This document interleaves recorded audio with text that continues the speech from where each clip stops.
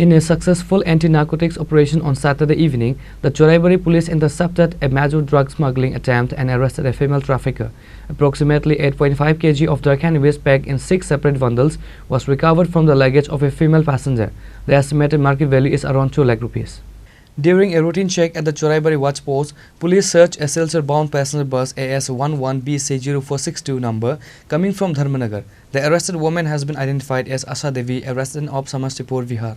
During interrogation, she confessed that the consignment was being transported from Dharmanagar to Badarpur, from where it was to be smuggled to Bihar by train. कहाँ से आया? हाँ? बिहार से। अभी ये सामान कहाँ से लेके आया? धर्मनगर से। कहाँ जाएगा? बिहार जाएगा। कितना केजी है इधर? तो 8 400 ग्राम।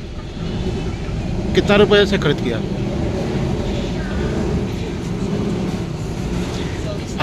अभी क्या फर्स्ट टाइम आया है ना ये दोबारा आया है? फर्स्ट बार आए थे सर।